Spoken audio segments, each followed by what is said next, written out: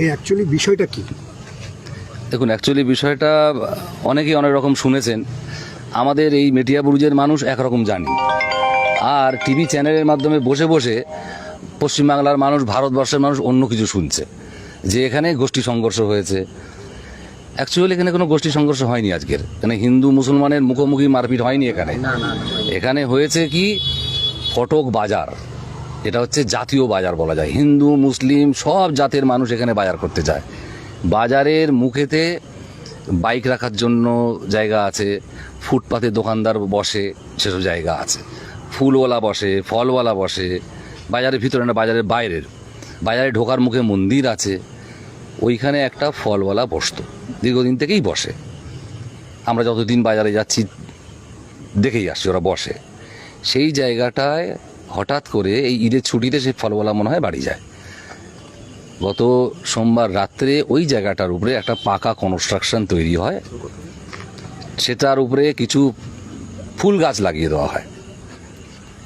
এটা রবীন্দ্রনগর থানার একদম সামনে, রবীন্দ্রনগরের থানার দেওয়ালের থেকে 2 মিটার দূরে।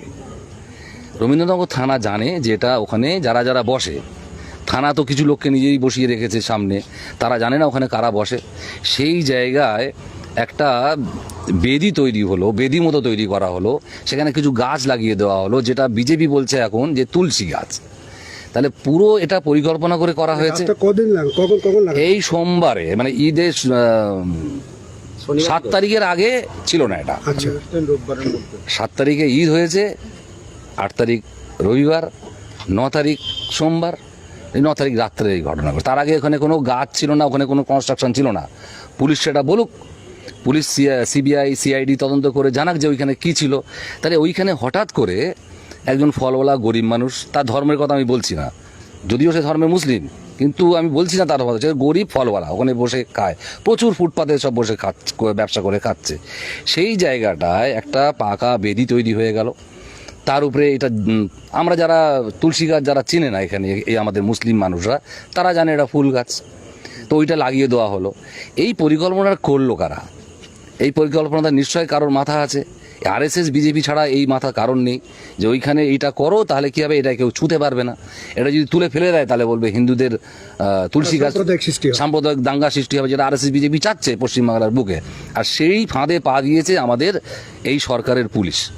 পুলিশ কেন ওইখানে যখন কনস্ট্রাকশন হচ্ছিল থানার সামনে, ওটা কেন পুলিশ আটকালো না?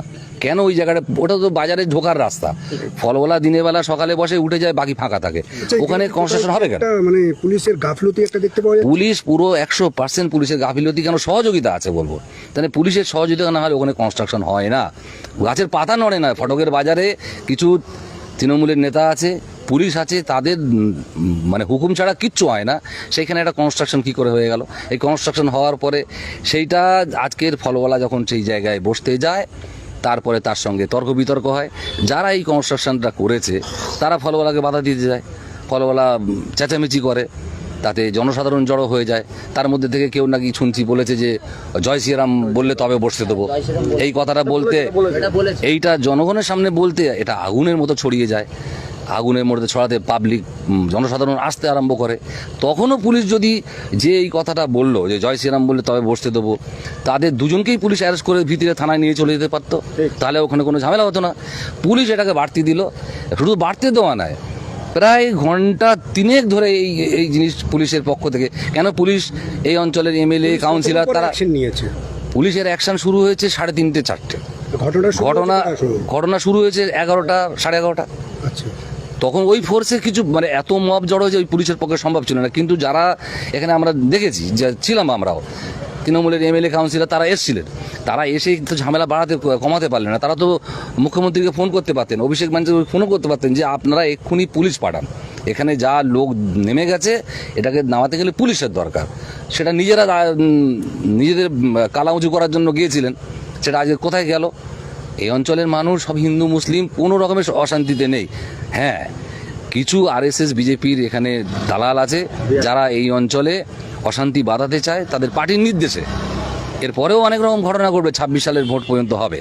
আজকের এই ঘটনা আমাদের এই অঞ্চলের, যেটা কোনো দিন হয়নি, সেই 92 দাঙ্গার সময় ওখানে কিছু হয়নি।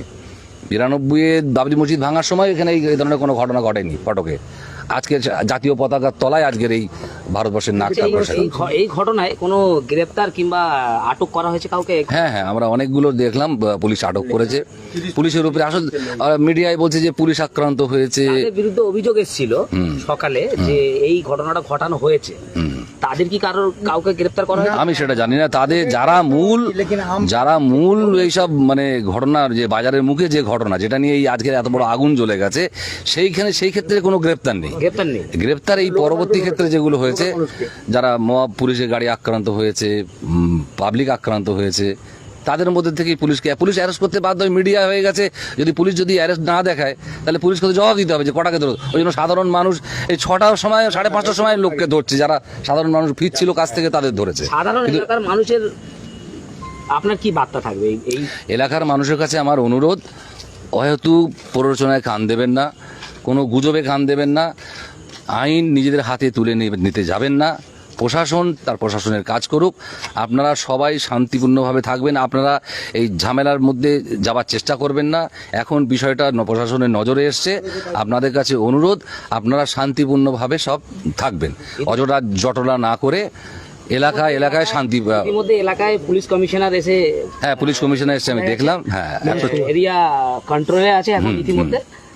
তো আমার মেটিয়াবুরুজের সমস্ত অংশের মানুষের কাছে অনুরোধ, আপনারা শান্তি শৃঙ্খলা বজায় রাখুন, আইন হাতে তুলতে যাবেন না, প্রশাসনের কাজ করতে দিন। প্রশাসনের উপরে যে দাবি মানুষের ছিল যে যারা অন্যায় করেছে তাদের গ্রেপ্তার করা হোক, তাদের শাস্তি হোক, কিন্তু যারা অন্যায় করেনি তাদের নিঃশর্ত মুক্তি আমরা আশা করি। আর এই যে ঘটনা ঘটেছে, এর জন্য এই অঞ্চলে পুলিশের পিকেটিং যাতে থাকে সেই বন্দোবস্ত সরকার করুক। আমরা চাই না সাধারণ মানুষের জান মালের ক্ষতি হয়ে যাক, কোনো সে ধর্ম, হিন্দু হোক মুসলিম হোক, কারোরই কোনো ক্ষতি হোক আমরা চাই না। অসংখ্য ধন্যবাদ।